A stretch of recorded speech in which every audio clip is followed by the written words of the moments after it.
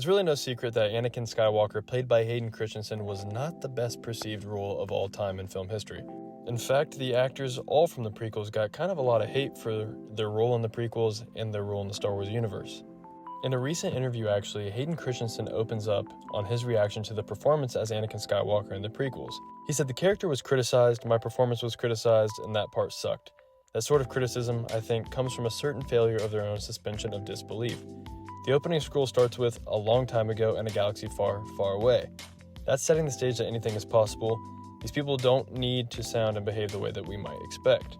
And I honestly agree with him on that. In Star Wars, a lot of things are not going to be exactly how we expect at all. And I actually think that's what makes Star Wars so magical and fun, is it always kind of defies our expectations. I mean, before Star Wars was even a thing, when you saw that opening scroll, you probably still didn't know what to think or what to expect, and then George Lucas probably just blew everybody's mind when that first Star Wars movie came out. Fast forward to the prequels, when I was a kid, I watched it, I absolutely loved it, and it blew my mind every single time that Anakin turns into Darth Vader. I just thought it was so cool. When I was young, I never really thought that Hayden Christensen played Anakin Skywalker bad. I just looked at Hayden Christensen and I thought, that's Anakin Skywalker.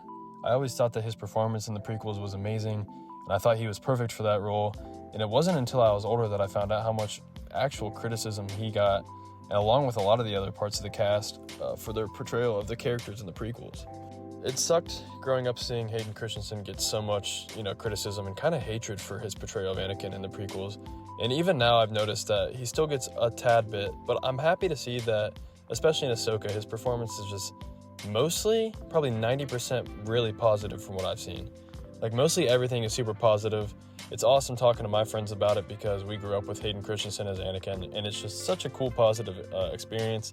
And to be in our 20s watching Hayden Christensen come back and portray Anakin Skywalker again is absolutely amazing. So if somehow Hayden Christensen sees this, thank you for, making our childhoods.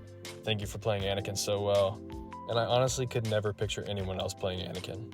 So thank you, Hayden Christensen, and may the Force be with you all, always.